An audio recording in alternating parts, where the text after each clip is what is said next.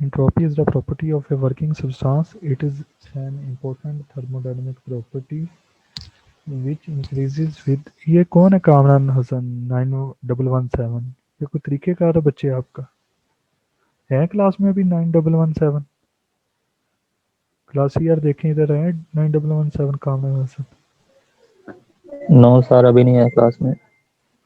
बच्चे ये इनको समझाया करें कि अटेंडेंस इस तरह से नहीं होती इनको पता नहीं किसने कह दिया अजीब बंदे हैं आपकी क्लास के खैर चलें आगे शुरू करते हैं एंट्रोपी प्रॉपर्टी है वर्किंग सब्सटेंस की ये एक थर्मोडायनामिक प्रॉपर्टी है जो कि इंक्रीज होती है with increasing the heat and decrease with decreasing the heat study of entropy is very difficult but change in entropy of a working substance easy to measure and study जो entropy है वो difficult है study करना लेकिन change in entropy है जो working substance की ये इजी है मेजर के लिए और स्टडी के लिए mathematically gamma q is equal to TdS over small range of temperature. The increase or decrease of entropy when multiplied gives the heat either received or rejected by working substance.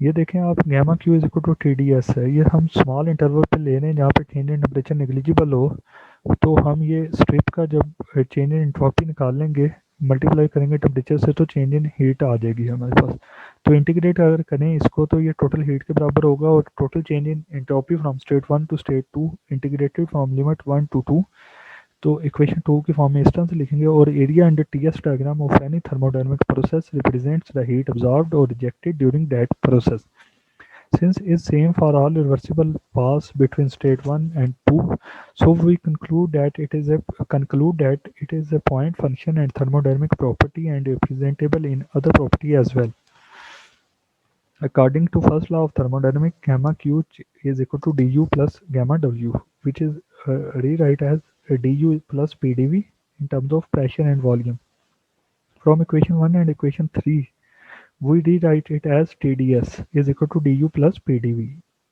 Gamma Q हमें पता है क्या होता है वो TdS होता है तो वो इधर रिप्लेस कर दें अगर इक्वेशन 1 से तो हम एंट्रोपी को इस टर्म में भी लिख सकते हैं equation 1 and equation 3 are heat and work is a path function so these equations only for reversible process however equation 4 is valid for reversible as well as irreversible process the entropy remains constant in a reversible cyclic process and increased in an irreversible process ये और ये increase होती है irreversible process में अभी हमें पता है कि एफिशिएंसी ऑफ ए साइकिल क्या होती है T1 minus T2 over T1 T1 क्या higher body temperature T2 lower body temperature और work done divided by heat supplied gamma Q over gamma W तो हम लिख सकते हैं gamma W is equal to gamma Q into efficiency तो efficiency क्या होती थी T1 minus T2 over T1 तो जब फॉर 1 डिग्री टेम्परेचर ड्रॉप ले रहे हो तो हम लिख सकते हैं d right gamma W is equal to gamma Q over T which is equal to d S तो डी एस के यूनिट्स क्या हुए kilo joule per kelvin change in entropy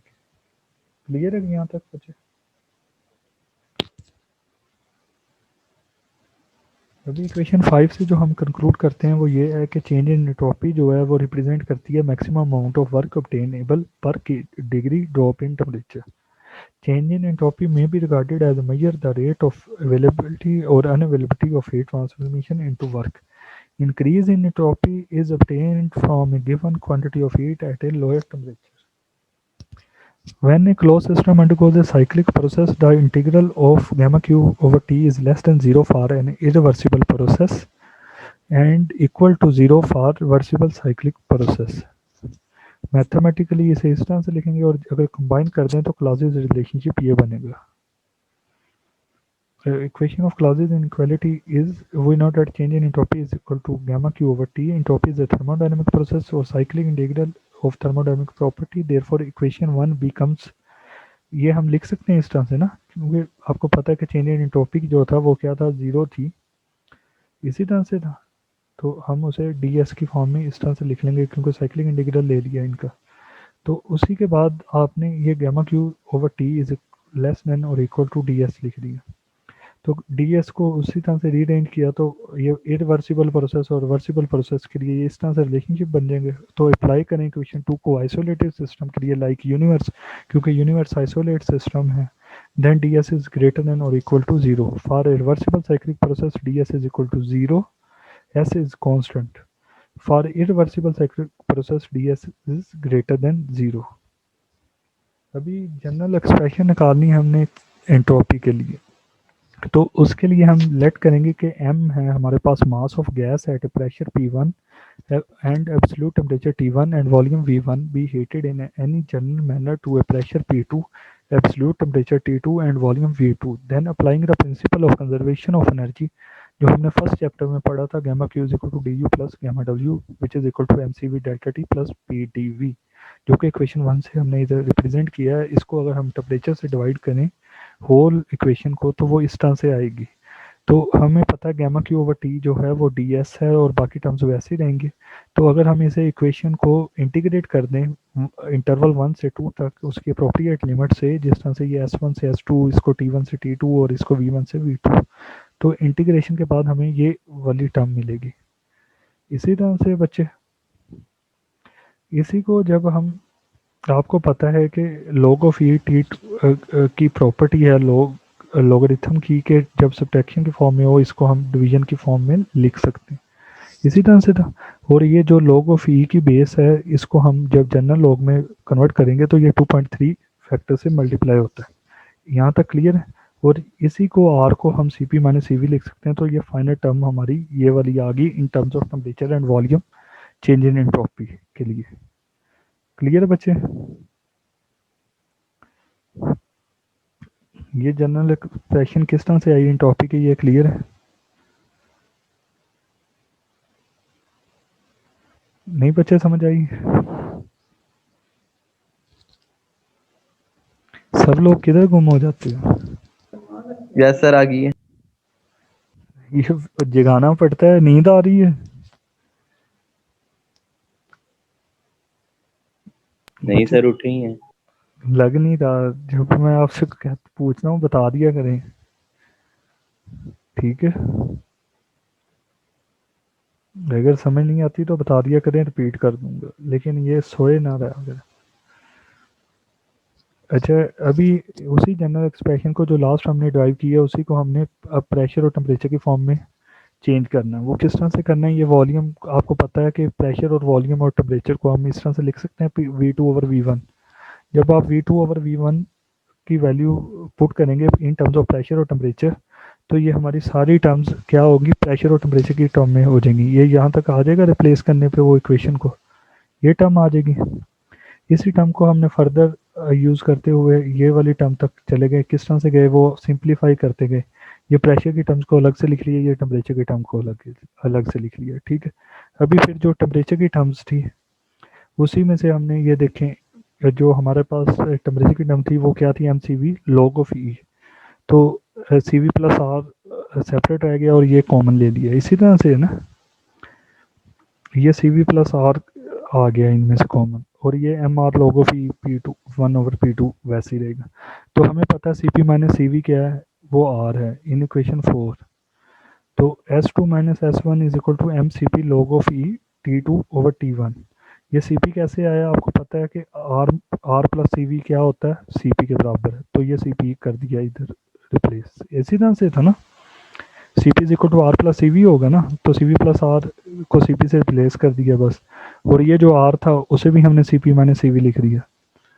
इससे क्या हुआ, ये अभी लॉग ऑफ ई जो था इसमें से इसको 2.3 log of T two over T one कर दिया, और ये मास जो था वो भी कॉमन ले लिया, तो ये टर्म बची है।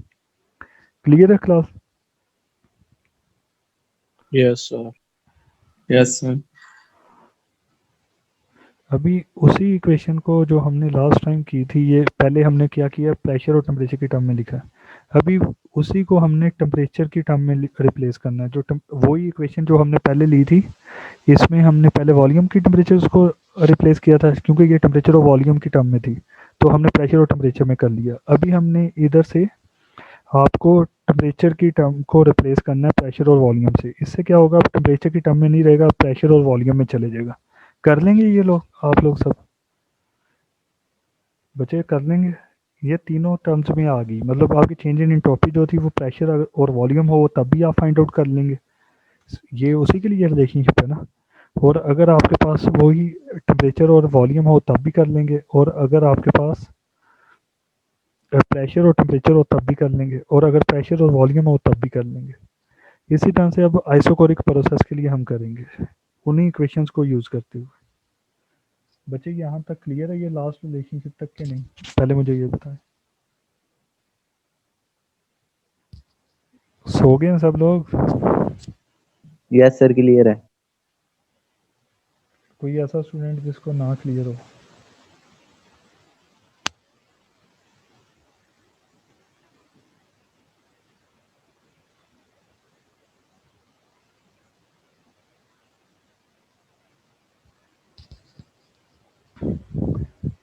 चलें नेक्स्ट करते हैं।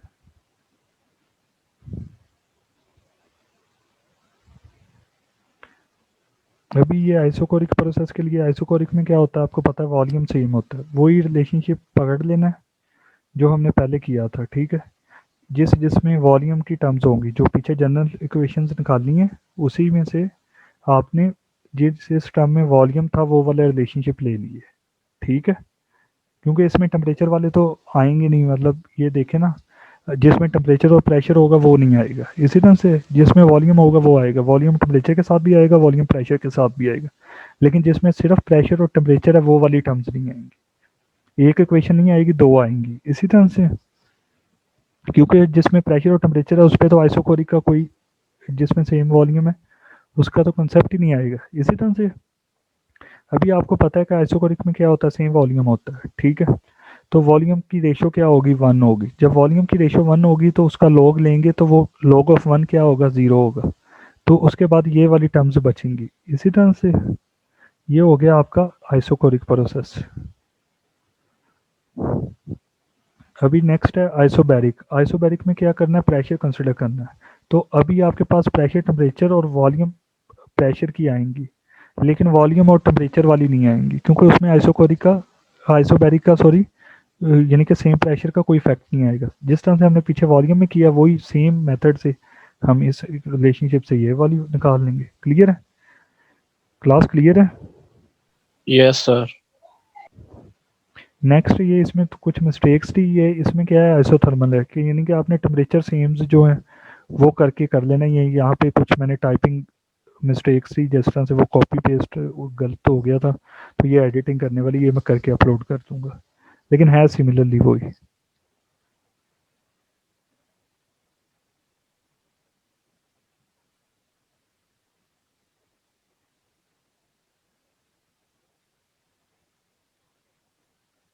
अभी change of entropy during isentropic process. Isentropic process आपको मैंने बताया था कि मैं तब आपको बताऊंगा आइसेंट्रोपिक प्रोसेस क्या होता है। During a non frictional adiabatic expansion, जब नॉन फ्रिक्शनल एडियाबैटिक एक्सपेंशन हो रही हो तो हीट सप्लाई नहीं करेंगे, ना ही रिजेक्ट करेंगे। Hence d Q is equal to zero. तो जब डी क्यू जीरो होगा आपको पता है तो चेंज इन एंट्रोपी क्या होगी, जीरो होगी। This means that during an adiabatic expansion there is no change of entropy, change of entropy नहीं होती। So entropy remains constant and the expansion is said to be isentropic. और इस process के दौरान जो एक्सपेंशन होती है उसे हम आइसेंट्रोपी कहते हैं। जिस तरह से ये देखें आप टी एस डायग्राम पे क्या होगा, आपकी एंट्रोपी सेम रहेगी टेम्परेचर के साथ।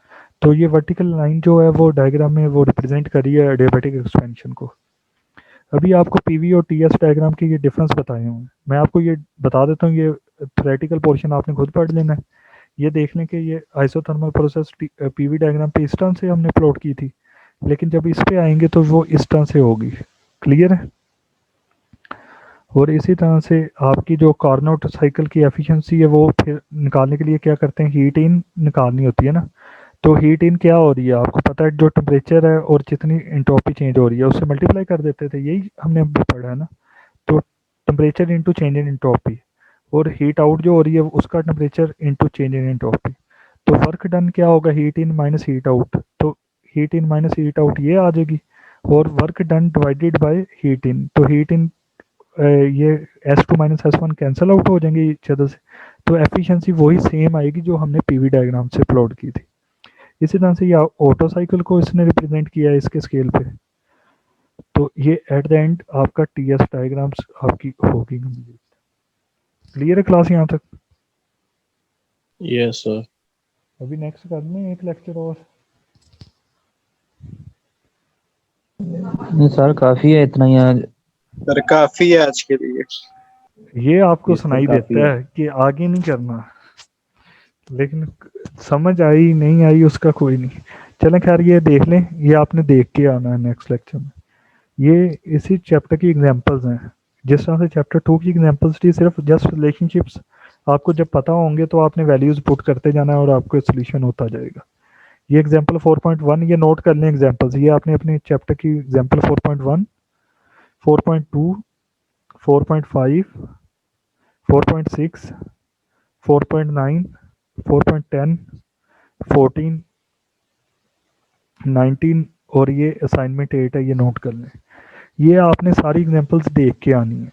जो इनमें इश्यूज होंगे वो मेरे से आपने पूछने हैं। ये नहीं है कि पूरा लेक्चर आपको मैं ये करवाऊंगा। ये आपका चैप्टर 4 और 6 कंप्लीट हो गए, जितना वर्क मैंने करवाना था तो आपको इसका। अभी आपको जो जो ओके। कुछ बताया ये आपने कर लेना है, और उसके बाद इसके रेलिवेंट एक्सरसाइज के क्वेश्चन भी कर लेने हैं, जो जो इसके रेलिवेंट लगे। ठीक है, ये इसमें से जो कन्फ्यूजन होगी चैप्टर 4 की ये एग्जाम्पल्स की, वो मैं आपको करवाऊंगा।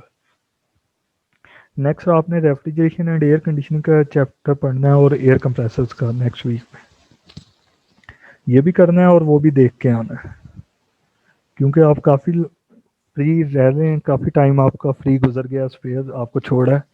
अभी आपके फाइनल आने वाले हैं तो 2-3